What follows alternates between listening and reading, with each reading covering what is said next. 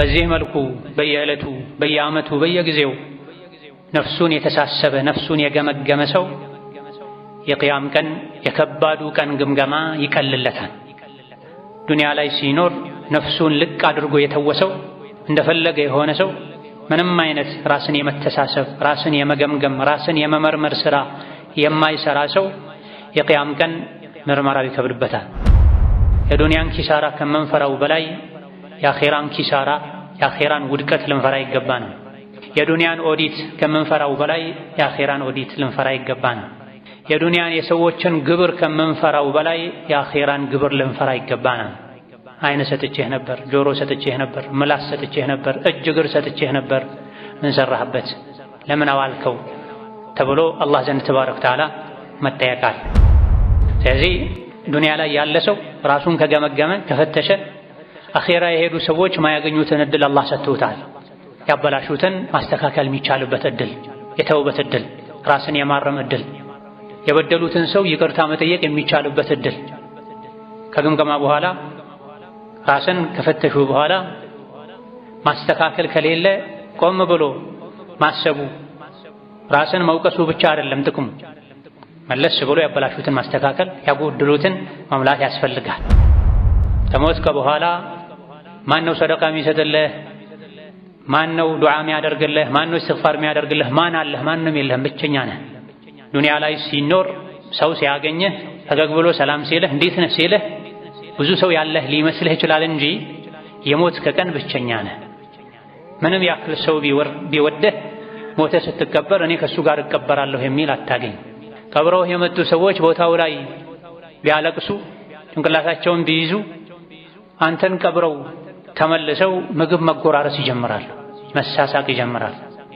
ቀብር ላይ እንኳን ተቃቅፈው የሚሳሳሙ ሰዎችን እናያለን። ቀብር ላይ ስለ ዕቁብ ስለ ዕድር የሚያወሩ ሰዎችን እናያለን። ያንተ ጀናዛ ላይ ቆመው ይረሱሃል። ሚስትህም ሌላ ታገባለች፣ ባልም ሌላ ያገባል። ንብረትህ ወራሾች እንደፈለጉ ይሆኑበታል። አንተ አኺራ ላይ በሐራም አምጥተው ከሆነ ሕግ ጥሰህ ከሆነ ትቀጣበታለህ፣ ትጠየቅበታል።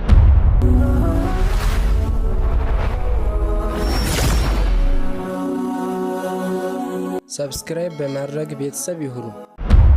የአላህ ባሮች ሆይ አላህ ያዛችሁን በመታዘዝ የከለከላችሁን በመከልከል ሁሌም በሁሉም ጉዳይ ላይ በሁሉም ቦታ ላይ ጌታ አላህን የሚገባውን ፍራቻ ፍሩት።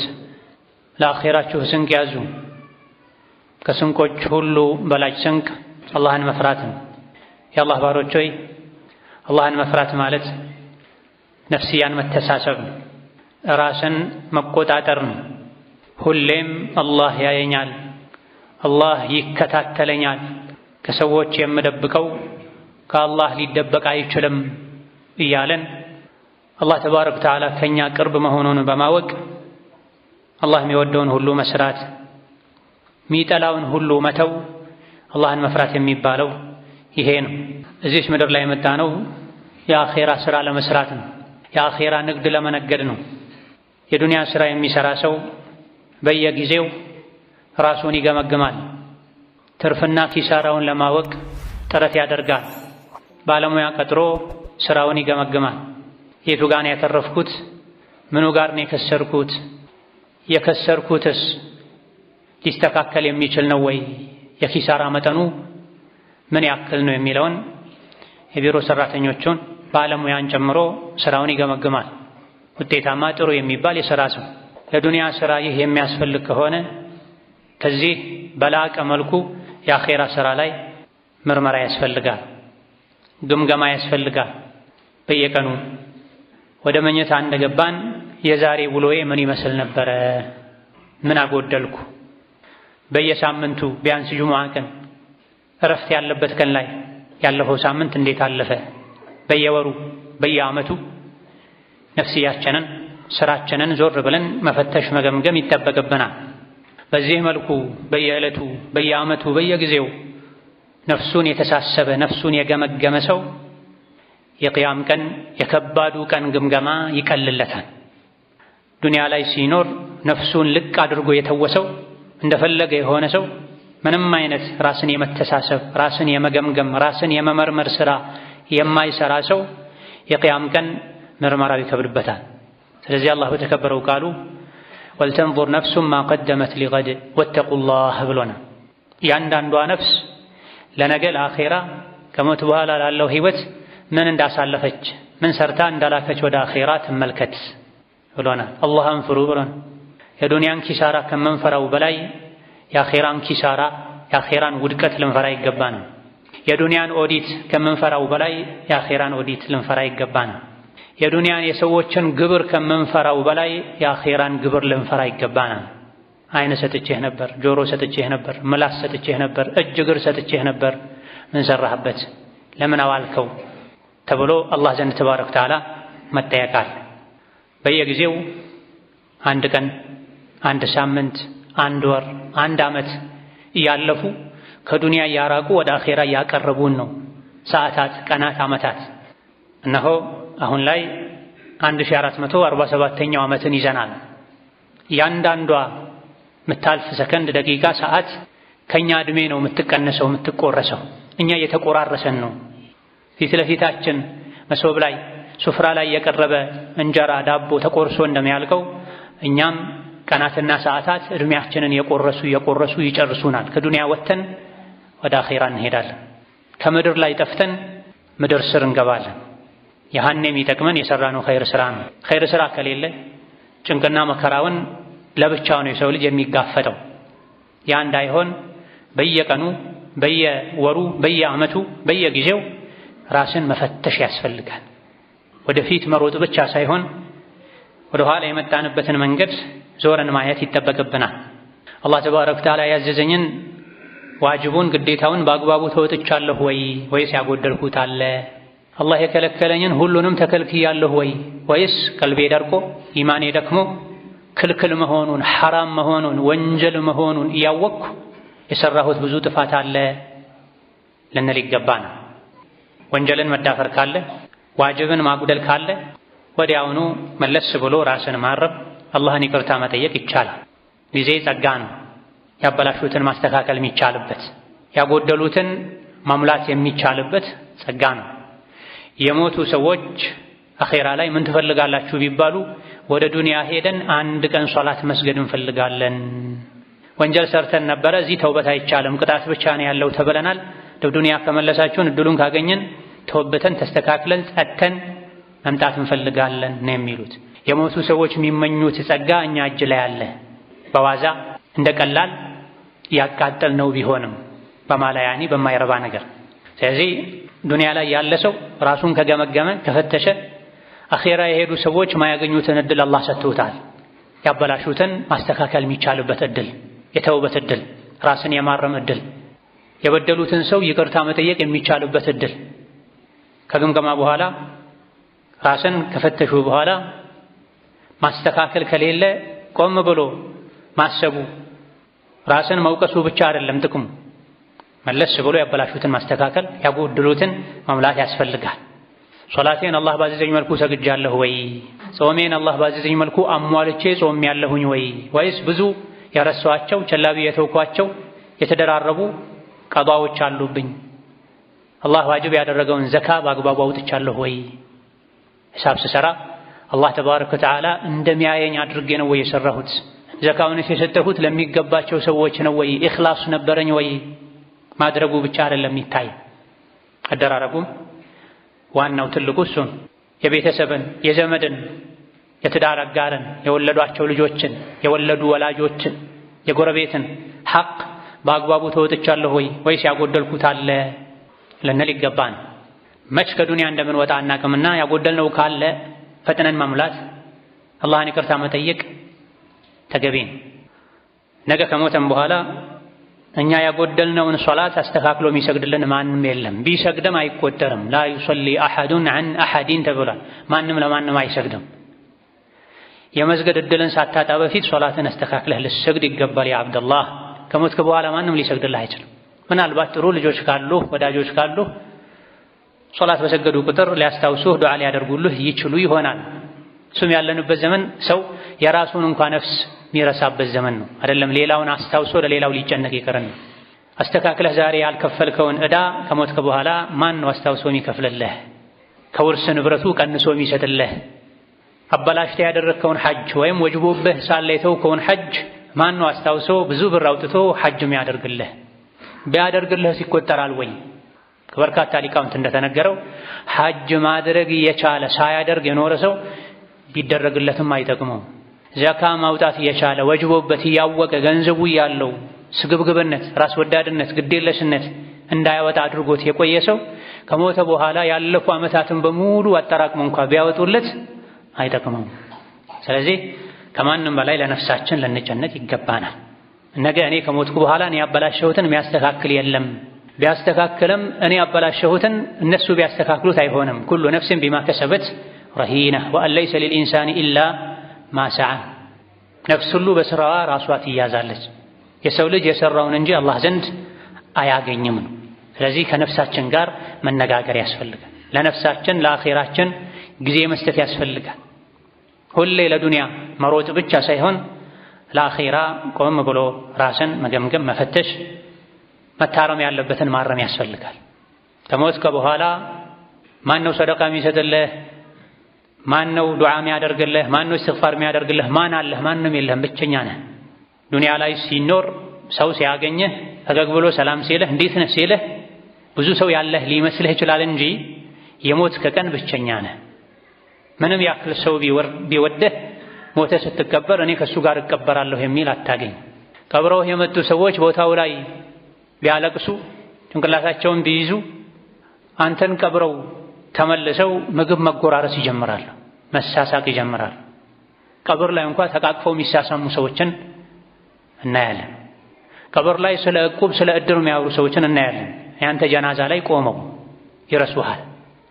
ሚስትህም ሌላ ታገባለች፣ ባልም ሌላ ያገባል። ንብረትህ ወራሾች እንደፈለጉ ይሆኑበታል። አንተ አኺራ ላይ በሐራም አምጥተው ከሆነ ሕግ ጥሰህ ከሆነ ትቀጣበታለህ፣ ትጠየቅበታል።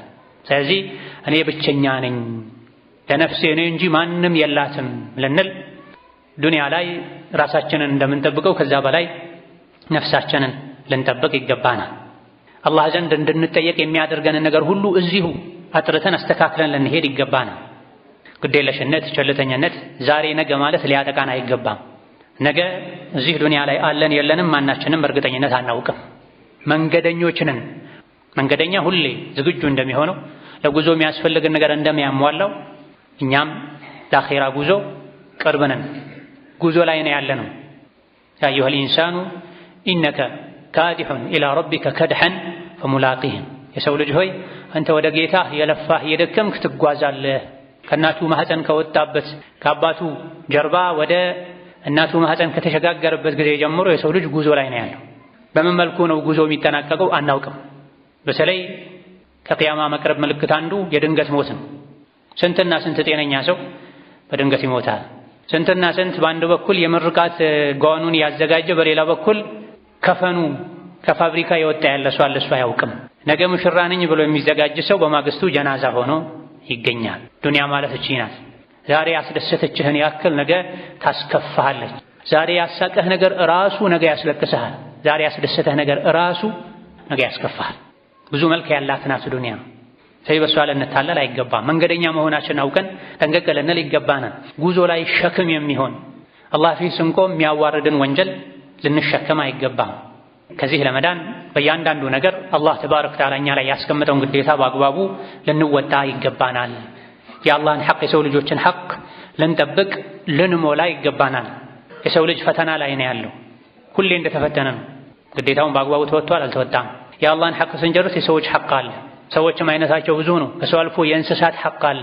ለሁሉም ባለ ሐቅ ሐቁን ስጥ ተብለናል። ተበድሮ የተበደረውን መመለስ እየቻለ ሳይመልስ ሐጅ የሚያደርግ ሰው አለ፣ ዑምራ የሚያደርግ ሰው አለ፣ የደገሰ የሚያበላ ሰው አለ። በይነማ ነቢዩ ዓለይሂ ሰላቱ ወሰላም መጥሉል ገኒይ ዙልሙን ብለውሳል። የመክፈል አቅም ያለው ዛሬ ነገ እያለ ብድሩን የሚያዘገይ ሰው ይህ ድርጊቱ ይህ ተግባሩ ዙልም ነው፣ ግፍ ነው፣ በደል ነው ብለዋል ነቢዩ ሰለላሁ ዐለይሂ ወሰለም። በደልን ደግሞ ተጠንቀቁት፣ ፈኢነሁ ዙሉማቱን የውመል ቂያማ። በደልን ተጠንቀቁ፣ ግፍን ተጠንቀቁ፣ የቅያም ቀን ድርብርብ ጨለማ ውስጥ ያስገባል ብለዋል። የቂያም ቀን መከራ ነው፣ ስቃይ ነው። አይደለም ድርብርብ ጨለማ ውስጥ ሆነ ብርሃን ላይ ሆነ እንኳን አትችለውም። በፍርሃት በስጋት በጭንቀት እንድትንቀጠቀጥ የሚያደርግ ቀን ነው። ጨለማ ሲሆን ደግሞ የበለጠ ፍርሃቱ ይጨምራል። ለቂያም ቀን ድርብርብ ጨለማ፣ ስቃይ፣ መከራ ከሚያጋልጡ ነገሮች መሃል አንዱ ደይን ነው። መክፈል የቻሉ የማይከፍሉት ደይን። ሸሪዓ ላይ ፍቅህ ላይ እንደሚባለው ዕዳ ያለበት ሰው የሱና ሰደቃ መሰደቅ የለበትም።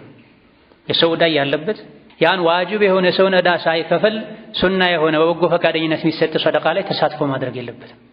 ደጋግሞ ዑምራ የሚያደርጉ ሰዎች አሉ፣ ሰው ሐቄን ስጠኝ ብሎ የለመናቸው።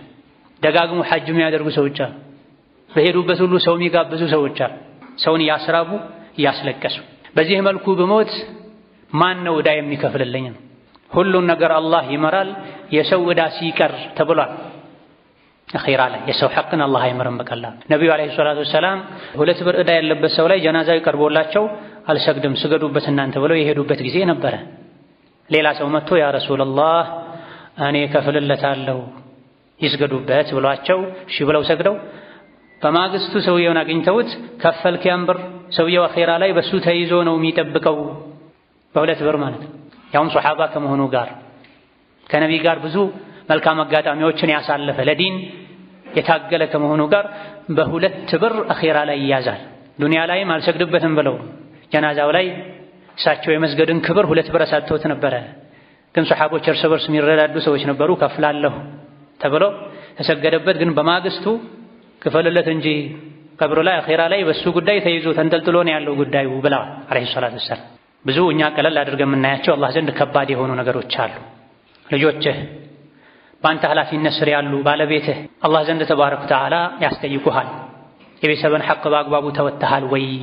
ሚስትም የባሏን የልጆቿን ሐቅ በአግባቡ ተወጥቻለሁ ወይ ብሎ ራስን መጠየቅ ይገባል።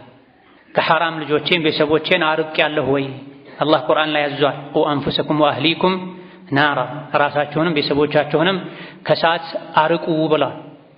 የአላህን ውዴታ፣ የዲንን ውዴታ፣ የኢማንን ጥፍጥና እንዲያውቁ በማድረግ አላህ የከለከለውን ነገር እንዲርቁ በማድረግ የቤተሰብን ሐቅ መወጣት ያስፈልጋል። የቤተሰቡን ሐቅ ያጎደለ ሰው ከሞተ በኋላ በቤተሰብ ሐቅ ከተያዘ ማንም ደርሶ ሊያስለቅቀው አይችልም። ዱንያ ላይ ልጅን አለማስተማር፣ ልጅን አለማብላት፣ አለማልበስ የሚያስከትለውን ችግር ሰዎች ስለሚያውቁ ይጨነቃሉ። ልጄን ማበላውን አጣሁ ማለብሰውን አጣሁ ብለው ሰው ፊት ሁሉ ቆመው ይለምናሉ። የቤተሰብን የዱንያ ችግር ለማቅለል ጥረት ከሚደረገው በላይ የቤተሰብን የአኺራን ችግር ለማቅለል ጥረት ማድረግ ያስፈልጋል። ልጆችን፣ ቤተሰቦችን ዲን ማስተማር ያስፈልጋል። አለባበሳቸውን፣ አኽላቃቸውን፣ አደባቸውን መከታተል ያስፈልጋል። ይሄን ተወጥቻለሁ ወይስ እስከዛሬ ልጆቼ ፈትቼ ለቅቄያቸዋለሁ? የሚናገሩትን፣ የሚለብሱትን፣ የሚያደርጉትን፣ የሚውሉበትን አላውቅም ካልክ አኺራ ላይ ምርመራው ከባድ ይሆናል። ዛሬውኑ ራስን መመርመር ነው። የጓደኛ ሐቅ አለ። የሙስሊም ወንድም እህቶች ሐቅ አለ። ሙስሊም ወንድሙ ላይ 6 ሐቆች አሉት ብሏል ነብዩ ሰለላሁ ዐለይሂ ወሰለም። እነዚህ ሐቆችን ተወጥቻለሁ ወይ? የቲም ሐቅ አለው። ታላላቆች ሐቅ አላቸው። በአንተ ስር ያሉ አንተ ቤት ውስጥ የሚገኙ እንስሳት ሁሉ ሳይቀሩ ሐቅ አላቸው። አንዲትን ድመት አስርባ እንድትሞት ያደረገችን ሴት አላህ እሳት እንዳስገባት ነብዩ አለይሂ ሰላቱ ወሰላም ተናግረዋል። የድመትን ሐቅ አጉድለሃል ብሎ አላህ ዘንድ ተባረከ ወተዓላ መጠየቅ አለ ማለት ነው። ሙስሊም ወንድምህን ስታገኝ አሰላሙ አለይኩም የማለት ሰላም አለይኩም ካለህ ወአለይኩም ሰላም የማለት ሙስሊም ወንድምህን ፈገግ ብለህ የማናገር ግዴታ አለብህ። ይሄን ሐቅ ተወተናል ወይስ ተኮሳትረን ወንድም እህትን ገፍትረን ነው የምናልፈው? አላህ ዘንድ የሚያስጠይቅ ነው። በየቀኑ በንግግራችን አላህን እንድንፈራ ከእውነተኞች እንድንሆን ታዘናል። ያ አዩሀ ለዚነ አመኑ ኢተቁላህ ወኩኑ ማዕሳዲቂን፣ እናንተ አማኞች ሆይ አላህን ፍሩ፣ ሁሌም በሁሉም ቦታ ላይ ከእውነተኞች ጋር ሁኑ፣ እውነትን ተናገሩ ብሎናል። በየቀኑ ስንት ውሸት ነው የምትዋሸው ያ አብደላህ? ስንት አይነት ማጭበርበር ነው የምታጭበረብረው? ይሄ አሳስቦሃል፣ አስጨንቆሃል፣ መላኢኮች መዝግበውታል። እንዴት አድርጌ ነው ማሰርዘው ብለህ ተጨንቀህ ታውቃለህ? አላህ ዘንድ ተመዝግቦ ቁጭ ብሏል። ከምላስህ ከእጅህ ታዳ የሰው ልጆች ድነዋል ወይስ ምላስህም እጅህም እግርህም የሰው ልጆችን አዳ ያደረገ ነው? እውነተኛ ሙስሊም ማለት በመላሱ በእጁ ሰዎችን አዳማ ያደርግ ሰው ነው ብሏል ነብዩ ሰለላሁ ዐለይሂ ወሰለም። እንዲህ ያለ ይቀጥላል ነገሩ። ራሳችንን ልንጠይቅ ልንገመገምበት የሚገባው ብዙ አይነት ክፍተት አለኛ ጋር። አላህ ዘንድ ግን ምንም አይረሳም፣ ተጽፎ ይቀመጣል። መላኢኮች ስራቸው መጻፍ ነው፣ ማስቀመጥ ነው። የቂያም ቀን ትልቅ መዝገብ ወጥቶ አንብበው እንኳን እንባላለን። በዚህ መዝገብ መሰረት ራስህ ላይ ፍረድ ይባላል። ከፋ ቢነፍሲከ አልየውመ ዐለይከ ሐሲባ። ይህ መዝገብ የኛ ነው። በምንድን ነው ልንሞላው የሚገባው? አኼራ ላይ በሚያስደስት ነገር፣ ነገ ከነገ ወዲያ ያለን ነው። ረመዳን ሲመጣ ያለን፣ አንዴ ሐጅ አድርጌ ያለን፣ ያሰብነው እንደሚሳካ እዛ እንደምንደርስ በምንድን ነው እርግጠኛ የምንሆነው? በጠቅላላ የሰው ልጅ ጊዜው ለሶስት ነው የሚከፈለው። የሄደ ያለፈ ጊዜ ያለ ተመልሶ አይመጣም። የሰራንበትን ነገር ይዞ ሄዷል። አሁን ያለንበት ነው ዛሬ። ግማሹ አልፏል። የቀረው የዛሬ ዕለት ሰዓታት በምን መልኩ እንደሚያልፉ አናውቅም ማናችንም። መሽቶ ቀኑን እናሳልፋለን ዱንያ ላይ ሆነን ወይስ ሲመሽ ከመደር ስር ነው የምንሆነው? ማናችንም ዋስትና የለንም፣ እርግጠኞች አይደለን። ምስኪኖች ነን። የዕለት ጉርሳችንን የጎረሰን መለከል መውትን የምንጠብቅ ሰዎች ነን። መለከል መውት ሲመጣ ዞር በል ማለት አንችልም፣ ቆይ ማለት አንችልም፣ አስቀድመህ አልነገርከኝም ማለት አንችልም። የትም ቤትም መንገድ ላይም ገበያ ላይም መኪና ላይም ሰማይ ላይ የበረሩ በአውሮፕላን የሚሞቱ ሰዎች አሉ። አብራሪ ራሱ የሞተበት ብዙ አጋጣሚ አለ። አየር አብራሪው ራሱ ሌላ ትናንት አልፏል ተመልሶ አይመጣም። ከምን ጋር ነው የሸኘነው? ራሳችንን ጠይቅ ይገባና ዛሬ ነው ያለንበት። ግማሹ አልፏል፣ ግማሹን እናሳልፋለን አናሳልፍም አናውቅም። ነገ ነው ደግሞ ሶስተኛው። እንደርሳለን አንደርስም ምንም እርግጠኛ አይደለንም። ይሄን ሁሌ ልባችን ላይ ልናደርግ ይገባናል። እናውቃለን ሁላችንም ይሄን ነገ የኛ እንዳልሆን እናውቃለን። የቀረው የቀኑ ሰዓትም የኛ እንዳልሆን እናውቃለን። ግን እንረሳለን፣ እንዘናጋለን፣ እንሰንፋለን። ብዙ መቶ ዓመቶች አሉ፣ ችግር የለውም ይደርሳል፣ ሁሉም ወደፊት ታስተካክላለህ የተባለን እንመስላለን። እያወቀን እናጠፋለን፣ እያወቀን እናጎድላለን፣ እያወቀን ወሰን እናልፋለን። ፊቷን አዙራ የሄደች ያለችውን ጠፊዋን ዱንያ እናሳምራለን። ፊቷን አዙራ የመጣች ያለውን አኼራን እናቦዝናለን፣ እንጎዳለን። የመጨረሻ ሞኝነን ኢላ ማ ረሒመ አላህ። ወርቅን በአፈር እንለውጣለን፣ በጭቃ እንለውጣለን። ዱንያ ጭቃ ናት፣ አፈር ናት፣ አላቂ ናት። አኼራ ወርቅ ናት፣ ቋሚ ነው። ዱንያን ያለማን አኼራችን እናበላሻል። ጌታ አላህ ተባረከ ወተዓላ ያ አዩሃ ናሱ ኢተቁ ረበኩም ወኽሸው የውመን ላ የጅዚ ዋሊዱን ዐን ወለዲሂ ሸይአን ወላ መውሉዱን ሁወ ጃዚን ዐን ዋሊዲሂ ሸይአን ኢነ ወዕደላሂ ሐቅ ፈላ ተጉረነኩሙል ሐያቱ ዱንያ ወላ የጉረነኩም ቢላሂል ገሩር ብሎን ሳለ የሰው ልጆች ሆይ ከፊት ለፊታችሁ ከባድ ቀን አለ፣ ጌታችሁን ፍሩ፣ ያን ቀን ፍሩ። ያ ቀን ማለት አባት ለልጁ፣ ወላጅ ለልጁ፣ ልጅም ለወላጁ ምንም አይጠቅምበት ቀን ነው። ነፍስ ሁሉ ለራሷ የምትጨነቅበት ቀን ነው። የአላህ ቃል እውነት ነው። አላህ ቃሉን የሚያጥፍ እንዳይመስላችሁ። ያስፈራራችሁን ፍሩ፣ የገባላችሁን ቃል ከጅሉ፣ ተዘጋጁ። ሸይጣን ደግሞ ጠላታችሁ ነው፣ ዱንያ እንዳሸነግላችሁ በማለት አላህ መክሮናል። ከዚሁ አንቀጽ አስከትሎ የተኛዋም ነፍስ ነገ ምን እንደምትሰራ፣ ነገ የት እንደምትውል፣ የት ሀገር ምን አይነት ቦታ ላይ እንደምትሞት አታውቅም ብሎናል። ስለዚህ በዚህ መልኩ የት መች እንደሚሞት የማያውቅ ሰው፣ እርግጠኛ ያልሆነ ሰው ራሱን አሁኑኑ ከሙታን ቆጥሮ መተው ያለበትን ሊተው፣ ማድረግ ያለበትን ሊያደርግ ይገባል። ይህ የሚሳካው ራሳችንን መመርመር መፈተሽ ስንችል ነው። ባረከላሁ ሊ ወለኩም ፊል ቁርአኒል ዐዚም ወነፈዐኒ ወኢያኩም ቢማ ፊሂ ሚነል አያቲ ወዚክሪል ሐኪም አቁሉ ቀውሊ ሃዛ ወአስተግፊሩላህ ሊ ወለኩም ወሊሳኢሪል ሙስሊሚነ ሚን ኩሊ ዘንቢን ወኸጢአ ፈስተግፊሩሁ ኢነሁ ሁወል ገፉሩር ረሒም ወል በሩል ከሪም። الحمد لله على إحسانه والشكر له على توفيقه وامتنانه وأشهد أن لا إله إلا الله وحده لا شريك له تعظيما لشأنه وأشهد أن محمدا عبده ورسوله الداعي إلى رضوانه صلى الله عليه وعلى آله وأصحابه وإخوانه وسلم تسليما كثيرا. أما بعد نفسياتنا عندنا التساسب سميتاتنا عندنا القطعتر ينقى يا أخيران هيوت كدنيا عند الناس بلد كميردون نقروش عندو كلباتشن ከአቅላችን ሆነን የዱንያን ጠፊነት ማረጋገጥ ነው። ዱንያ ጠፊ ናት። ይሄን በአፋችን ብዙ ጊዜ እንለዋለን። ጭንቅላታችን ላይ ተገጥሞ ባለው በስጋ ጆሮአችንም እንሰማዋለን። ግን በልብ ጆሮአችን ልንሰማውን የሚገባው ዱንያ ጠፊ ናት። ጠፊ ለሆነችዋ ዱንያ ብዬ ለምን አኺራዬን ታዲያ አበላሻለሁ ነው የዚህ ውጤቱ። የዱንያን ጠፊነት ማወቅ፣ የሰው ልጅን ብላሽነት፣ የትኛውን ቦታ መቼም ሊሞት እንደሚችል ማወቅ መዘጋጀትን ካልፈየደን ማወቁ ምን ጥቅም አለው? ጥሬ እውቀት ምንም ዋጋ የለው። ማወቃችን ሊለውጠን ይገባል።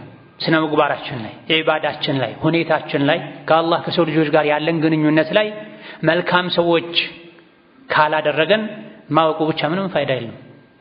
ዱንያ መመር ናት፣ መቀር አይደለችም። ማለፊያ በር ናት። በዱንያ በር በኩል አልፈን ምናርፍበት ሀገር አለ። የት ነው ይህ? አኺራን። ያ ቀውሚ ኢነማ ሃዚሂ ዱንያ መታዕ ወኢነል አኺረተ ሂየ ዳሩል ቀራር። ወገኖቼ ሆይ እቺ ዱንያ ማለት እኮ መታዕ ጊዜያዊ መጠቃቀሚያ ናት። የተለያዩ አይነት እቃዎችን በውድ እንኳ በተገዛቸው እቃ ናቸውና ዱንያ ላይ ያልቃሉ። ዱንያም ታልቃለች የሆነ ጊዜ ላይ። መሸጋገሪያ ናት። ለአኺራ አሳልፋ ትሰጥሃለች። ወደዛ ስትሄድሳ መልካም ስራ የሰራ ሰው በደስታ ይኖራል። መጥፎ ስራ የሰራ ሰው አሳማሚ መቼም ማይበርድ ማይረግ ማይቀዘቅዝ እሳት አለለት። ይሄ የአላህ ቃል ለእኛ ነው የተነገረው። ይጠብቀናል። እዚህ ዱንያ ላይ ብንዘጋጅም ባንዘጋጅም አይቀርም አኺራ ላይ አለ። የሰው አዋቂ ብልህ ማለት ይሄን ዛሬ ላይ አውቆ የኖረ ሰው የተገበረ ሰው። ስለዚህ ዱንያ መተላለፊያ ናት፣ ጊዜያዊ ናት። ይህ ከሆነ ደግሞ ዱንያ ላይ ሙሉ ደስታ ካልተደሰትኩ፣ ካልበለጸግኩ፣ እንደፈለግኩ ካልሆንኩ መባል የለበትም። ሰው ድልድይ ላይ ቆሞ አይጫወትም። ድልድይ መሸጋገሪያ እንደሆነ ስለሚያውቅ ይህ ድልድይ ያምራል፣ እዚህ ላይ ቤት ሰርቼ ልኖር አይልም ማንም። ድልድይ ነው፣ ይፈርሳል። መተላለፊያ ነው። ሰዎች ረጋግጠው ሊያልፉ ይችላሉ። አይደለም በሐራም በሐላሉ እንኳ ከልክ በላይ ዱንያ ላይ መደሰት አኺራን ይጎዳል። ሰዎች ዛሬ የተከለከለን ነገር ሁሉ የሰሩ ዱንያ ላይ ለመበልጸግ አልፈውኝ ሄደዋል የሚሏቸው ሰዎች ላይ ለመድረስ ሲጥሩ ይታያል። አላህን ያስቆጡ፣ ሸይጣንን ያስደስታል። አኺራቸውን የጎዱ ያፈረሱ ፈራሽ የሆነቿን ዱንያን ይገነባሉ። መን ዐሚለ ሷሊሐን ሚን ዘከሪን አው ኡንሳ ወሁወ ሙእሚን ፈለኑሕየነሁ ሐያተን ጠይበህ። ወንድም ይሁን ሴት ካመነ መልካም ስራ ከሰራ ዱንያም ቢሆን መልካም ህይወትን እናኖረዋለን ይላል አላህ ተባረከ ወተዓላ። መልካም ህይወት ያለው አላህን በመፍራት ኸይር ስራ በመስራት ነው። አኺራ ላይ ደግሞ ከሰራው ስራ በተሻለ እጥፍ ድርብ አድርገን እንመነደዋለን ይላል። የሰው ልጅ ተሳሳሽ ነው፣ አጥፊ ነው። ቆም ብሎ ራሱን ካሰበ መመለሻ እድል አለው። ስለዚህ ተውበት ልናደርግ፣ ራሳችንን ገምግመን ተውበት ልናደርግ፣ ያበላሸውን ልናስተካክል። ያለፈው እድሜ ያለፈው ዓመት አልፏል። ወጣትነትህን ጉልበትህን በምን ጨረስከው ተብሎ መጠየቁ እንዳለ ሆኖ አሁኑኑ ነቅቶ ከተውበቱ አላህ ተባረከ ወተዓላ መሃሪ የሆነ ጌታ ነው። ያለፈ ህይወቱ መበላሸቱን አውቆ ያለፈውን ተጸጽቶበት ተውብቶ ቀጣዩን ለማስተካከል የወሰነ ሰው አላህ ተባረከ ወተዓላ ያለፈውን ይቅር ይለዋል። ያለፈ ህይወቱ የተበላሸ መሆኑን እያወቀ ጉድለት ችግር እንዳለበት እያወቀ በዛው ዝም ብሎ የቀጠለ ሰው ባለፈውም ወደፊት በሚመጣውም አላህ ተባረከ ወተዓላ ይዘዋል፣ ይጠይቃል።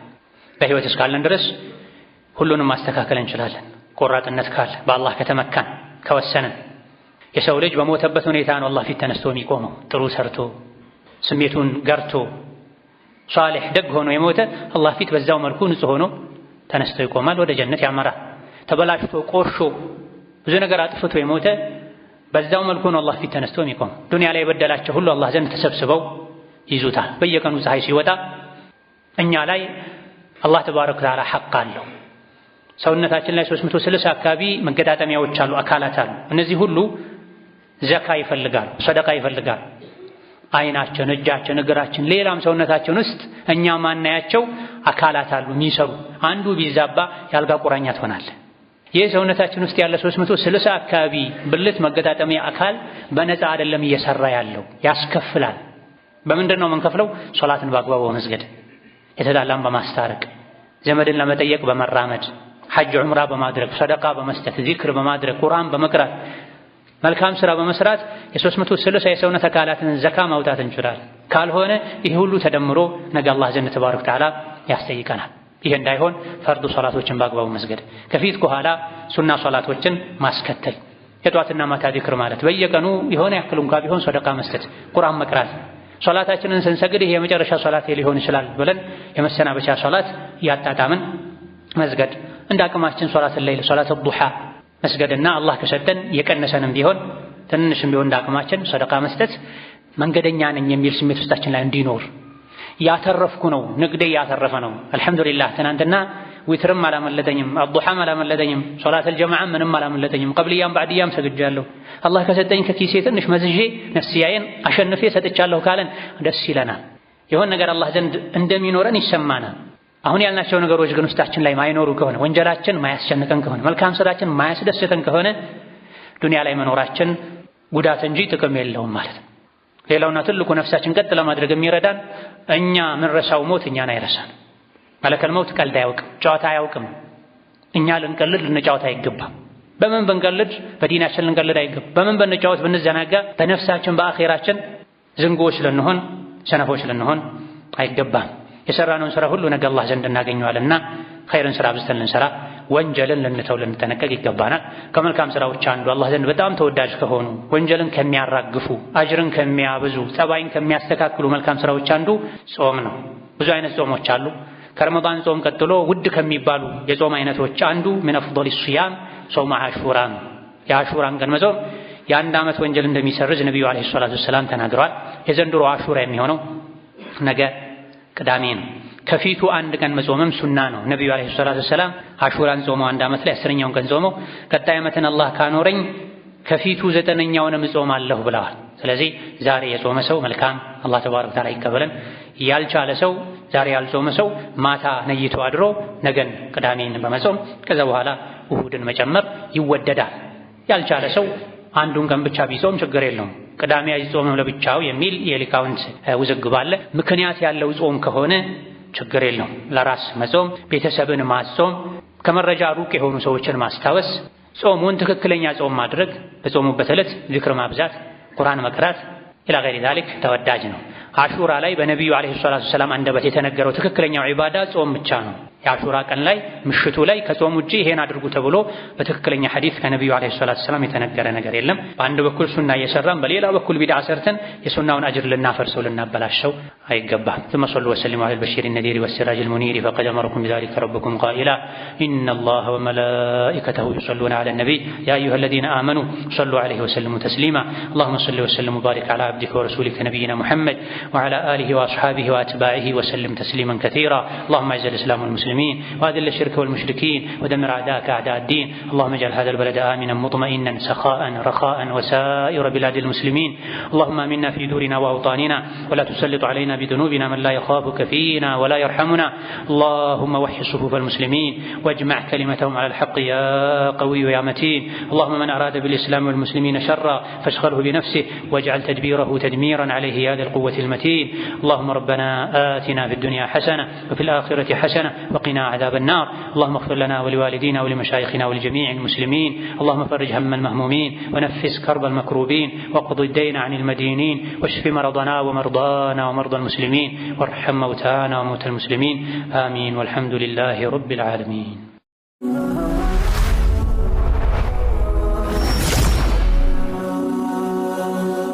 ሰብስክራይብ በማድረግ ቤተሰብ ይሁኑ።